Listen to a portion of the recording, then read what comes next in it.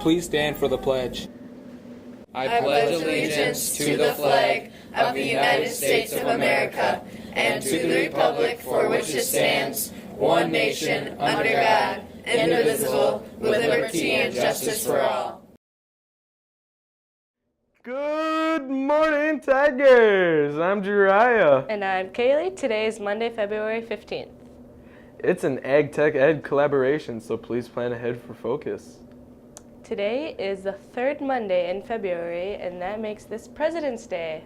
Originally established in 1885 in recognition of President George Washington, it is still officially called Washington's birthday by the federal government. Traditionally celebrated on February 22nd, Washington's actual day of birth, the holiday became popularly known as President's Day after it was moved as part of 1971's Uniformed Monday Holiday Act, an attempt to create more three-day weekends for the nation's workers. While several states still have individual holidays honoring the birthdays of Washington, Abraham Lincoln, and other figures, President's Day is now popularly viewed as a day to celebrate all U.S. presidents past and present. It's also the day we recognize Susan B. Anthony in Wisconsin. Susan B. Anthony is an early suffragist, organized campaigns across the U.S. advocating for women's rights to vote, get an education, and own property. In 1872, she was voted for the first election and arrested, trialed, and fined for her action. In 1920, 14 years after her death, the 19th Amendment to the Constitution granting women the right to vote was ratified by 3/4 of the state and adopted. Have you been wondering how to register for Bragg's? Please see Ms. McNamara or guidance for the application. Remember, if you are self-driven, like to create your own projects, and love the environment, be a great opportunity for you. The classes focus on sustainability, agriculture, wildlife, green technology, and more. Connect passions you have to science, society, and get outside. You also practice writing and speaking skills with projects that matter to you. Want to hear more? Ask current students or Ms. McNamara. Ho-Chunk students, this one is for you. Everyone is welcome to find the third annual Ho-Chunk storytelling event on February 17th from 5:30 to 8:30 at the District 1 Community Center. A meal will be served. Senior students, only 2 more weeks to get your local scholarship applications turned in. Why wait? Turn in your completed form today. Free money to pay for college allows you more spending money for Friday night pizza. Love pizza. Don't lose out. Your local scholarship applications are due Monday, February. Are you planning to play football? Probably not. There will be football academic behavior and other Wednesday during Focus in the Commons. Check in with Miss Smith. Bureau of High School will be holding a cultural heritage artwork competition. Any student from any cultural background is welcome and encouraged to participate. Students will have 1 month to complete their entry and may use any variety of art to present. If you're interested in participating, an informational meeting will be held in the Commons during Focus on Wednesday. You can also contact Ms. Knipe or Ms. Schick for more details. That's all for announcements today. Have a great day, Tigers. Wait, we almost forgot. We have a very serious and important interview for you coming up. Make sure to watch. Hi, Mrs. Knipe. I understand you're the school social worker. What do school social workers do? Well, school social workers do a lot of different things. One of the main things that I do is work with at-risk students.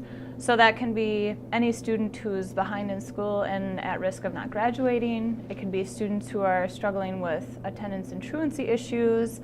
And then I also work with special education students going to IEP meetings, and I'm the homeless services liaison, so I work with some of our homeless families. And then I also manage our deferred expulsion program. Recently, you and the school nurse attended a training. Can you tell me a little bit about it? Sure. A few weeks ago, we went to a training in Madison, and it was regarding sexually active teens and the law, and basically what the legal status is of what you can and can't do. I think our audience needs some really clear information. A lot of them probably don't know the law. First, I understand two terms pop up in the law a lot. Could you tell me what sexual contact and sexual intercourse really mean?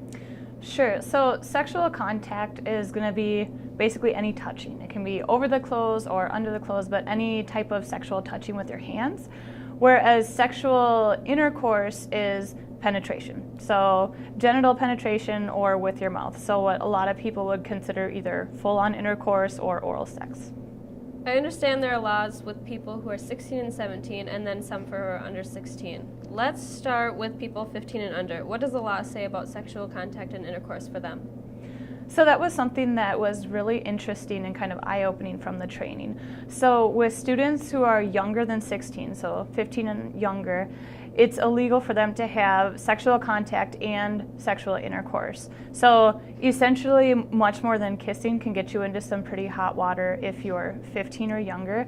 And also for that age group, all staff members at the school are considered mandated reporters, and I can clarify that a little bit later. Okay, so what about the 16 and 17-year-olds? So that's a little bit different. 16 and 17-year-olds, it's still illegal to have sexual intercourse. So again, that penetration or using your mouth, but it's not illegal to have sexual contact, just the touching over and under clothes. Another big difference is that if you're 16 or 17, school staff are not considered mandated reporters for that age group. So again, anyone under the age of 18, it is illegal to have sexual intercourse. 16 and 17, it's not illegal to have that sexual contact and with your hands, and school staff are not mandated reporters for 16 and 17-year-olds. So you said the teachers are mandators. What does that mean? Good question. So a mandated reporter is anybody that works for the school district who, because they work for the school, by law, they have to report certain things.